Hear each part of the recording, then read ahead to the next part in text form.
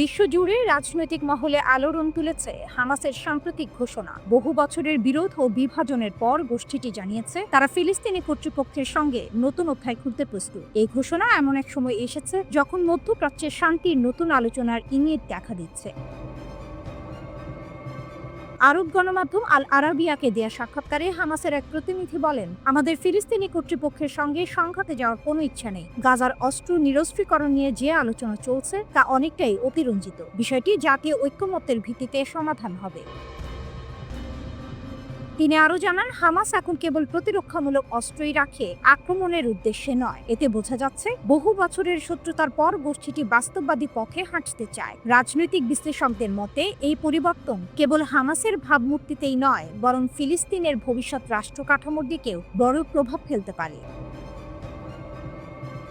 ইতিহাসের মোড় ঘোরা অধ্যায়। ইসরায়েল গাজা উপত্যকা থেকে সেনা ও বসতি প্রত্যাহার করে। তখন ওই অঞ্চলের প্রশাসনিক নিয়ন্ত্রণ দেওয়া হয় ফিলিস্তিনি কর্তৃপক্ষের হাতে, যারা পশ্চিম তীরেও শাসন করে। কিন্তু 2006 সালের নির্বাচনে হামাস বিপুল বিজয় অর্জন করলে ফাতাহ নেতৃত্বাধীন PNA-র সঙ্গে সম্পর্কের অবনতি ঘটে। পরবর্তীতে গাজা উপত্যকার সম্পূর্ণ নিয়ন্ত্রণ নেয় হামাস, আর পশ্চিম তীরে ক্ষমতায় থাকে PNA।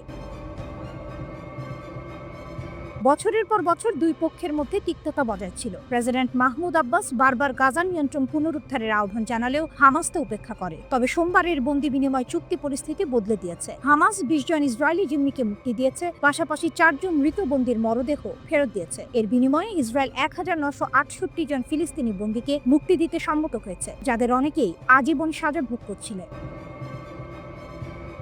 এই চুক্তি বাস্তবায়নের পর মিশরের শার্ম আল শেখে অনুষ্ঠিত হয় এক শান্তি সম্মেলন। সম্মেলনে উপস্থিত ছিলেন মিশর, কাতার, তুরস্ক এবং যুক্তরাষ্ট্রের নেতারা। সেখানে স্বাক্ষরিত হয় একটি চূড়ান্ত অস্ত্রবিরতি চুক্তি এবং গাজার ভবিষ্যৎ প্রশাসনিক কাঠামো নিয়ে রূপরেখা প্রকাশ করে মিশর। এই পরিকল্পনায় গাজার অবকাঠামো পুনর্গঠন, প্রশাসনিক পুনর্বিন্যাস ও নিরাপত্তা ব্যবস্থায় যৌথ দায়িত্বের প্রস্তাব রাখা হয়েছে। মার্কিন প্রেসিডেন্ট ডোনাল্ড ট্রাম্পের প্রস্তাবিত মধ্যপ্রাচ্য শান্তি কাঠামো ও সম্মেলনে সমর্থন পায়। ট্রাম্প বলেন, আজ মধ্যপ্রাচ্যের ইতিহাসে এক নতুন অধ্যায় শুরু হলো। বহু শতাব্দীর বিরোধের পর আমরা অবশেষে এক চুক্তিতে পৌঁছেছি যা বাস্তবে কাজ করছে। হামাসের এই নতুন অবস্থান অনেকের চোখে এক কৌশলগত বাস্তব বোধের প্রকাশ। দীর্ঘ যুদ্ধ, অর্থনৈতিক ধ্বংস আর আন্তর্জাতিক চাপে গোষ্ঠীটি হয়তো বুঝতে পেরেছে এককভাবে টিকে থাকা সম্ভব নয়। তবে বিশ্লেষকরা সতর্ক করছেন, এই শান্তির ইঙ্গিত টেকসই হবে কিনা তা সময়ই বলবে। কিন্তু একথা নিশ্চিত, গাজা উপত্যকায় আগামী দিনের রাজনীতিতে এই ঘোষণা এক নতুন ভারসাম্য তৈরি করতে চলেছে।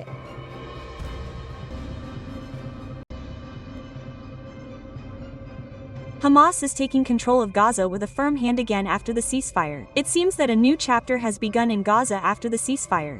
The struggle for control is mixed with blood in the rubble, and Hamas has raised its head again in the midst of that emptiness. It is raising its flag high and declaring that Gaza is one or ours. Armed Hamas groups wearing masks have been seen patrolling the streets of Gaza. CNN's report says that Hamas control is being re-established in some areas of northern Gaza that are free from Israeli occupation. They are restoring the atmosphere of the old authority everywhere in front of the destroyed buildings in the market streets. A few days after the ceasefire, Hamas has started a hunt for its collaborators. They claim that finding traitors working for Israel in Gaza is the most important task now. There is a clear message behind this tough move. Control of Gaza will not fall into the hands of any foreign or rival group. Ashraq al-Azat reported that Hamas, internal security forces and military intelligence units are fully deployed in Jabalia and the surrounding camps. They are now not only patrolling but also collecting information and conducting operations. But there is a dramatic twist hidden in this scenario. Some local groups in southern Gaza have started opposing this reorganization of Hamas. The report says that these groups are allegedly directly supported by Israel. Still, Hamas has not backed down. Rather, they are turning each challenge into strength. The Hamas spokesman said, "We are ready to hand over the responsibility of civil administration to others, but we will never surrender our weapons." This statement makes it clear that weapons for Hamas are not just a symbol of defense but also a symbol of existence.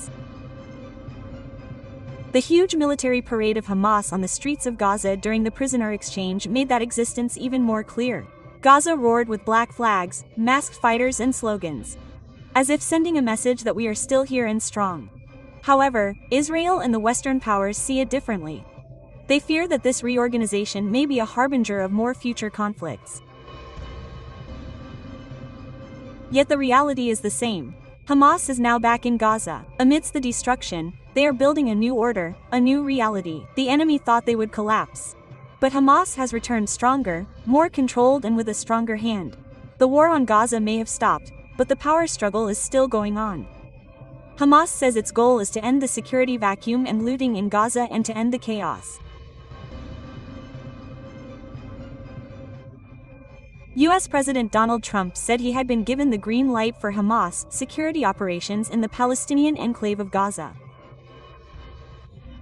Israel and Hamas have signed an agreement agreeing to Trump's plan to end the war in Gaza. According to Trump's plan, to end the war in Gaza, the Palestinian independence movement Hamas must be demilitarized and must withdraw from Gaza.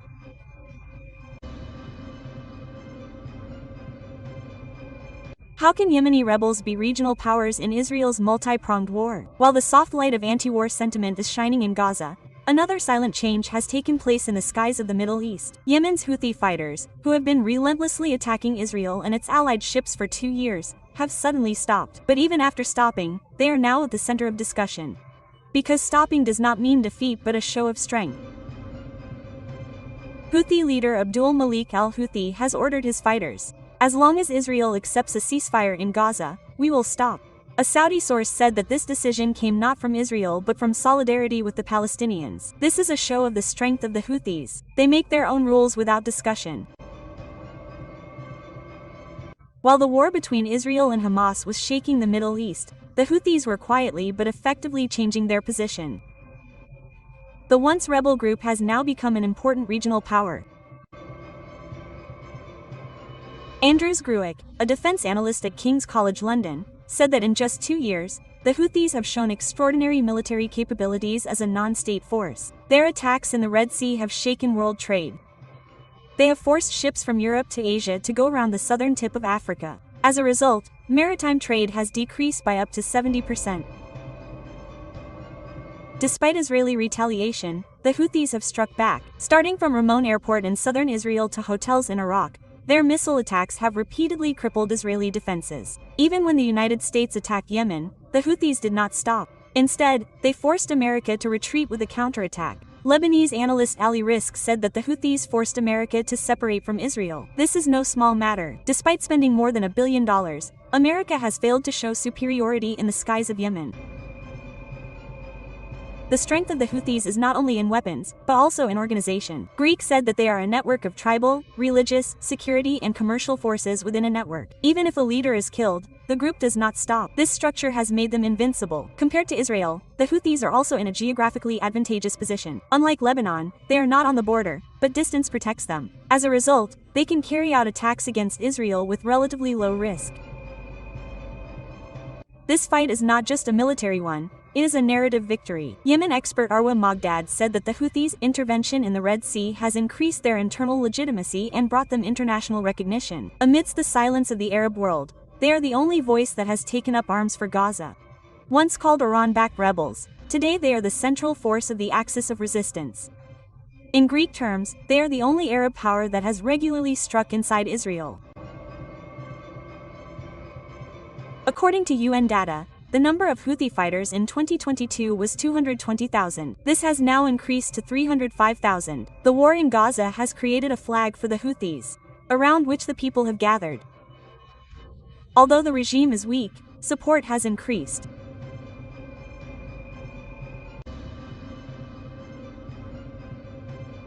A secret shadow has been caught in Israel's backyard. Tel Aviv is trembling in the face of the Mossad in Lebanon. A global operation has taken place in Lebanon, the resistance base right on Israel's doorstep. Such an intelligence network has come into the hands of the country's security forces, which had been working for Israel for months. A total of 32 people have been arrested. All of them were collecting information for Mossad. A judicial official told AFP that 6 suspects were arrested before the ceasefire took effect. 9 of the others have already been tried in a Lebanese military court. The remaining 23 are still under investigation. Under Lebanese law, any contact with Israel is a serious crime. If found guilty, the punishment is up to 25 years in prison. And now Israel's secret network is floating in the shadow of that law. Hezbollah's enemies exposed. Lebanese officials said that many of those arrested were providing Israeli intelligence with the names, locations, and even coordinates of Hezbollah members. It is suspected that Israel targeted several senior Hezbollah leaders in recent attacks based on that information.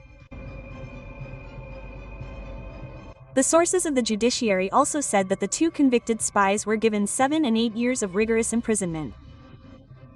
Another religious singer affiliated with Hezbollah was accused of working for Mossad in exchange for money.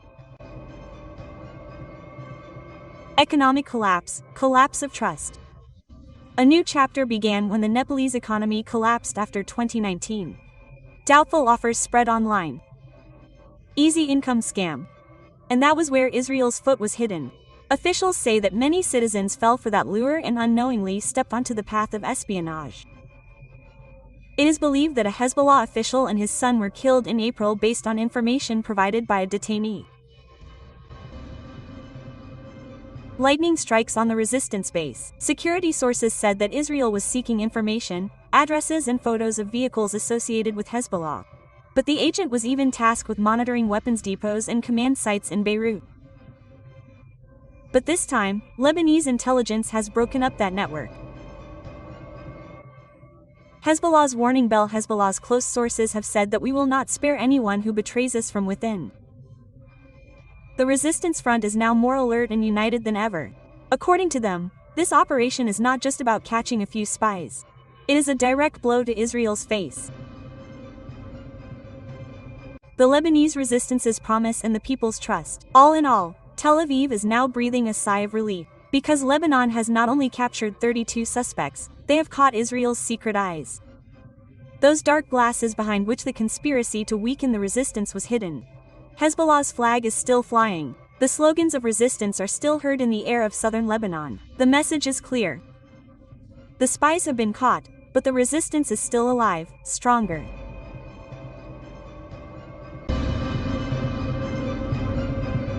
The war in Gaza is supposed to have stopped, but the reality on the ground tells a different story.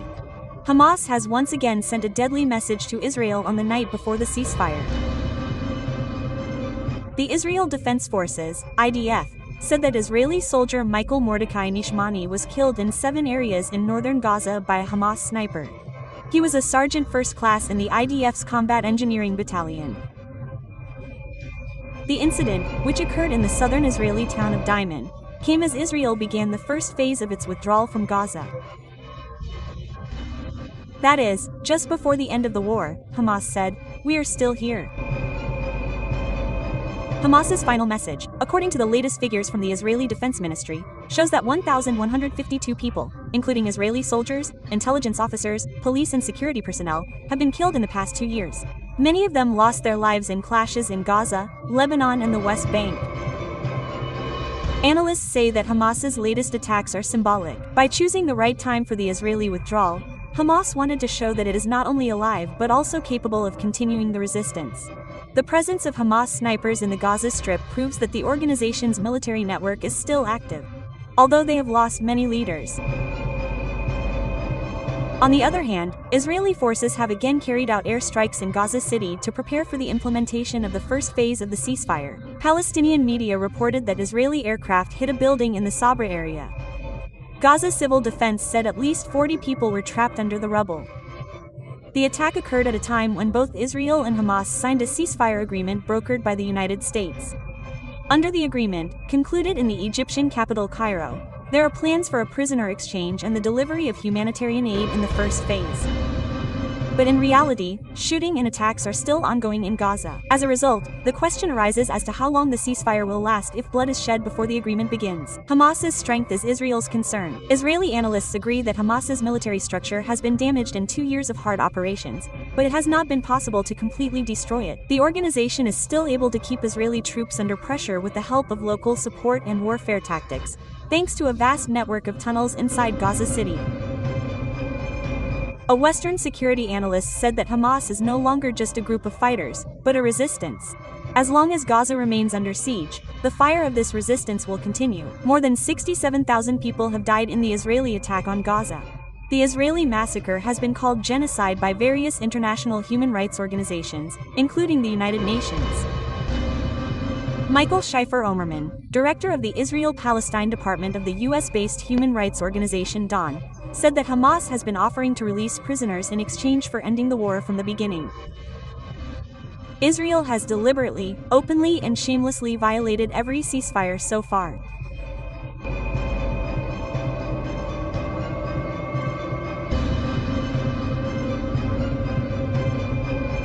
Khamenei lifted all limits from the Iranian missile range. Israel is crying over Tehran's decision. Iran has once again shown that no one has a hand in their defense decisions. The country's supreme leader Ayatollah Ali Khamenei has lifted all restrictions on the missile program. Such a claim has emerged from within the Iranian parliament. The international news outlet Iran International reported that Ahmad Bakhshade Ardestani, a member of the National Security Committee of the Iranian parliament, told a local news outlet that Iran has improved its missile program and will improve it as much as it deems necessary. According to his claim, earlier Khamenei had ordered the range of missiles to be limited to 2,200 kilometers, but now that limit has been lifted. This means that Iran's missiles can now target not only the Middle East but also Europe. In Ardestani's words, Tehran will no longer accept any specific limit, because this is the most important element of our military power. We will make decisions according to our security and defense interests, not under pressure from anyone else. In this one sentence, Iran's message is clear. Tehran is now walking its own path. No one else can stop that path. However, Tehran has not yet officially confirmed the matter. But political analysts say that if this decision is true, it is the beginning of a historic change in Iran's defense policy. Because Tehran has been prolonging its military posture since the terrible tension between Iran and Israel last June. The Iranian army has already announced that it is ready to respond to any threat. Analysts believe that Khamenei's decision is not only defensive but also a kind of diplomatic message. It is as if it is telling America and Israel that we will not stop. Our sky limit will now touch the Earth's limit. In the meantime, Iranian Foreign Minister Abbas Araghchi has accused Israel of spreading false propaganda about Iran's intercontinental missiles to confuse Washington. He said, "Tehran's goal is not defensive aggression, but if someone crosses our border, we will not remain silent." This situation has become a symbol of Iran's confidence. The country that was once silenced by international sanctions has today developed the ability to destroy enemies thousands of kilometers away with its own technology, its own science, and its own land power. According to analysts, this decision could change the balance of power in the Middle East. While Saudi Arabia, Israel, and the United States are desperate to stop Tehran's progress, Khamenei's move seems to say that we are not afraid, we are ready. Tehran's skies are now not only for defense but also for resistance. And Khamenei's decision seems to have rewritten the boundaries of Iran's missiles. The only limit is their promises.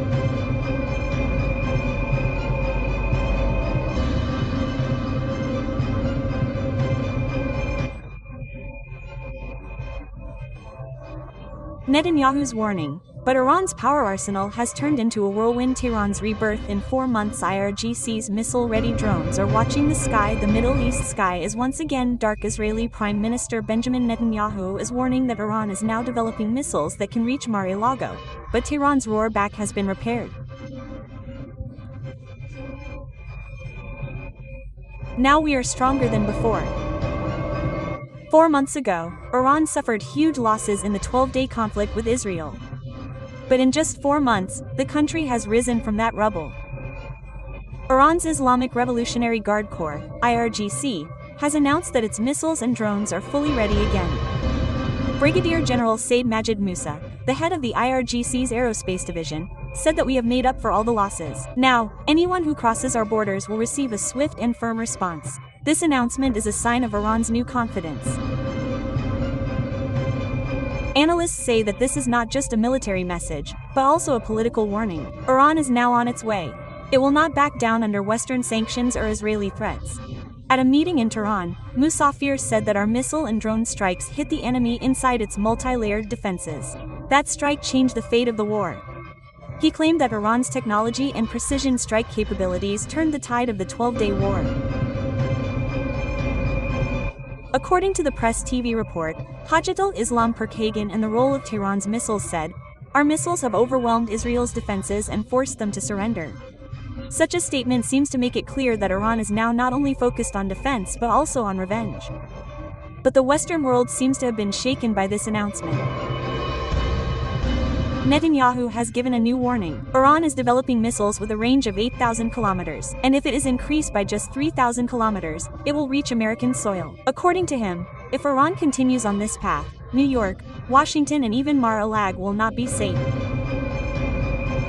The Israeli Prime Minister claimed in an interview on October 6 that Iran's nuclear program was once stopped with the help of Trump.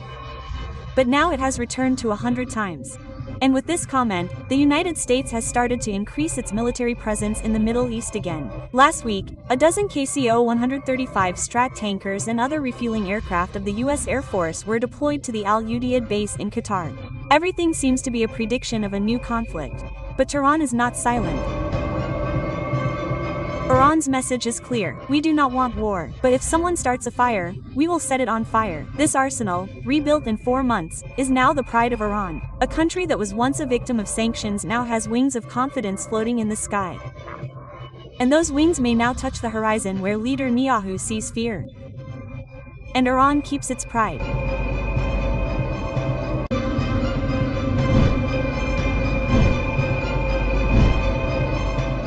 The fall of a US drone. And from that fall, Iran's rise, which was once the pride of America.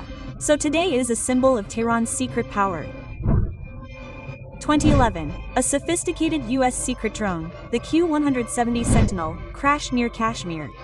The news spread quickly. But the story behind it was even more shocking. Iran's Revolutionary Guard or IRGC not only recovered it but also jammed its signal, diverted its GPS and brought it down into their own hands. This is what Ynet News reported. After that incident, Iran's technological revolution began. The Tefron drone was reverse-engineered to create its own version, the Shahed CO Samarji. This drone looks almost like the American model, but it is built entirely with domestic technology. It can fly up to 2,200 kilometers and is able to monitor the skies of the Middle East with the help of 3D radar technology. An entire stealth empire was created from a single crashed drone. Iran developed 5 new stealth UAVs from the Samarji design. The most advanced of these is the Shahed now, which runs on a mini jet engine and can hit targets 500 kilometers away. Its lighter version, the Shahed 181, which is used in reconnaissance missions and can cover a longer range. In 2021, Israeli F-35 fighter jets shot down 2 Shahed 1-1 drones. The drones were allegedly carrying pistols, magazines and propaganda materials for cells in the West Bank. But Iran claims that this was just a spy mission. Iran's stealth drones can be launched from pickup trucks and can land on any road using skids, which makes them highly mobile and quick to respond.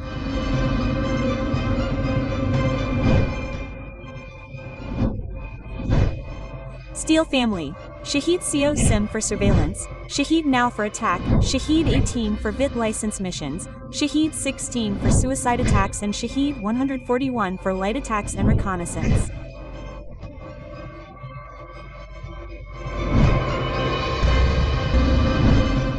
But why is this terrible load not seen? According to military analysts, there are 2 reasons. First, cost. It costs billions of dollars to build stealth drones. Second, secrecy. If used more, Israel will understand their radar signature, which could pose a serious danger in future wars. Moreover, Iran knows when to use it. The cheap Shahed 136 drone costs just $20,000 and is mass-produced. That's why Iran prioritizes them in conflicts like Gaza, and keeps advanced stealth drones for special warfare against rivals like the Gulf states or Saudi Arabia. Today, Iran has built a formidable technological empire from the shadow of those captured drones. Their mini B-2 army is waiting in underground hangars, which can fly into the sky at any moment and change the equation of war in the Middle East. An American mistake has become an immortal lesson for Iran that it once had a target in the sky. Today they are the hunters there.